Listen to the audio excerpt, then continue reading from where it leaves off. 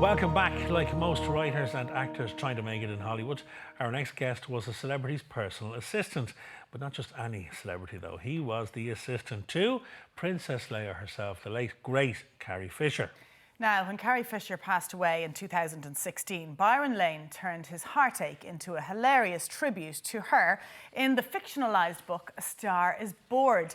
Writer Byron Lane joins us on the line all the way from LA. I think it's the middle of the night, so good night to you, Byron. Hey, Byron, how are you? Hey, good night.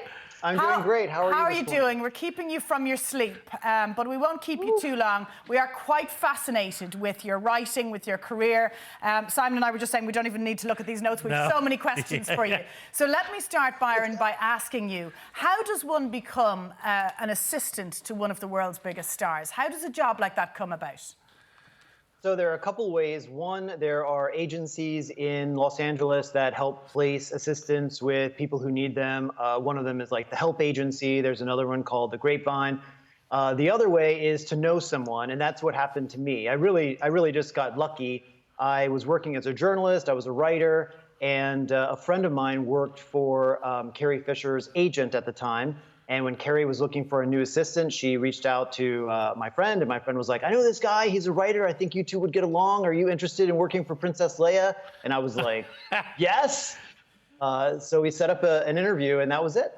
Because at the time you were working what is beautifully described in the notes as the graveyard shift as a news writer, but I can imagine you jumped at the opportunity. But also when you went to interview with her, you know, you discovered that she didn't just want an assistant, she wanted someone. She wanted a writer because she wanted to help with her own projects. That stood to you, obviously, in the interview?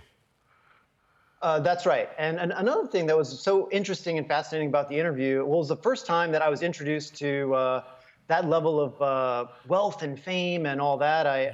I'm from Louisiana, so I'm just some poor guy from Louisiana, and I pull up to the gates of her huge estate, and the gates open, and there I am in this colorful, amazing world. And then I meet her, and she's chill and amazing and hilarious. And there was a vibe that that maybe she could have used someone really serious in her life. Like we started talking about her calendar, and she just kind of had things written on scraps of paper, you know. And I thought, you know what, maybe I can take all my nerdiness and channel it into something helpful here. Yeah. So you start to organize your clients, I suppose. What's the typical day like of an assistant to the likes of Carrie Fisher? How do you start your day, Byron?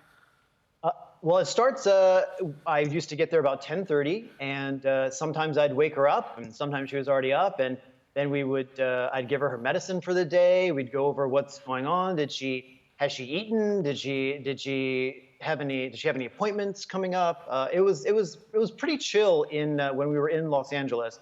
She loved to read. She loved to write. So that took up a large part of our day. When we would travel, it was more time consuming. So it was sort of like a 24/7 when we were on the road. And I liked it that way. I liked being able to be connected, to learn from her, and also she's so fun. So every day really was like a sitcom. She looked for the humor and the joy and the life and everything. I'd imagine no day was the same as the one before or the one that was coming up. You mentioned, you hit on a word helpful earlier on, Byron, and I think you've talked about that in terms of when you want to put yourself in the position to be a personal assistant, you have to have that natural ability to want to help somebody, but you've also got to be intuitive. And I think you had to display both of those qualities in your 3 years working with Carrie. That's right. You have to anticipate what's coming up. You have to look ahead on all kinds of things. Does the car need an oil change? Is the chef coming in today? And if not, are you washing the dishes? And the answer is usually yes. You're gonna be in charge of that. So it really was like spinning a lot of things. And then on top of it, you're also a friend. Yeah. And you're there to listen, and you're there to guide if you're needed. And all of these jobs can be very different depending on who you're working for. I was really lucky to work for someone who was so cool and so fun. Byron, I thought it was interesting in the notes when I read them yesterday that you would go places and Carrie Fisher would want to do fun stuff, almost childlike stuff. There was a little story about how she wanted to go out and buy lights for the hotel room. Christmas lights. Yes. She was always looking to keep things interesting. Things were never dull. So yeah, if we passed by a store that was selling LED lights, we would get a roll of them and spread them across the hotel room. We would do the same thing if we passed by like a Baskin Robbins ice cream shop, things like that. Like it was always a little bit of like, how do we elevate this moment a little? Let's talk about how you've turned what clearly was a very close relationship into a book, A Star Is Born, which is a fantastic title. We were talking about that earlier on. Yeah. Reading the reviews, I mean, they are sensational reviews. You know, it's fast, it's funny, it's dishy, it's it's a great peek behind the curtains. Tell us why this book. Obviously, you are a writer.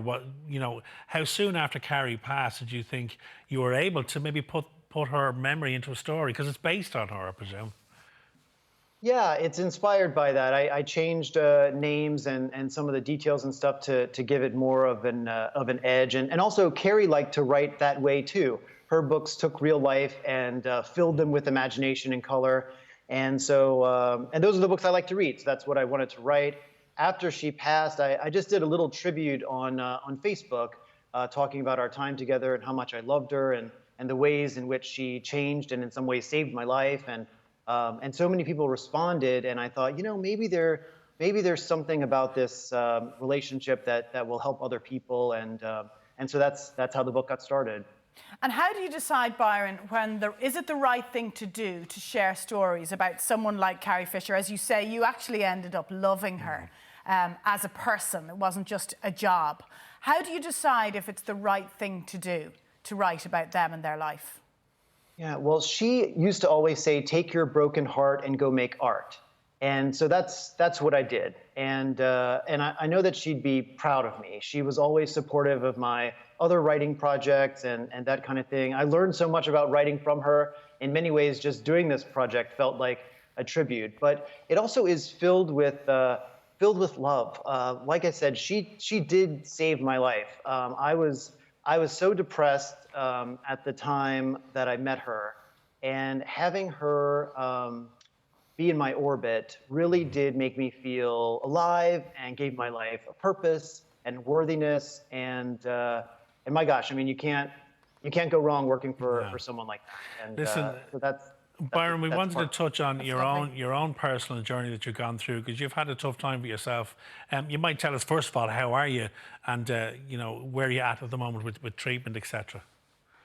Oh, I'm doing great. I had testicular cancer in 2015, and then it came back last year, and so I had to go through chemo and have a surgery to remove a tumor from my lymph nodes.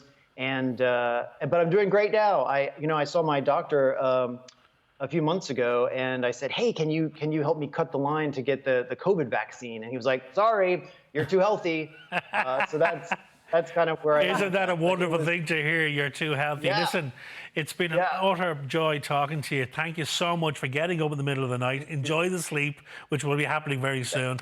And the best of luck with the book. It sounds phenomenal. Can't wait to read it. It really Thanks, does, Byron. Take care and stay safe. Thank you. Appreciate you.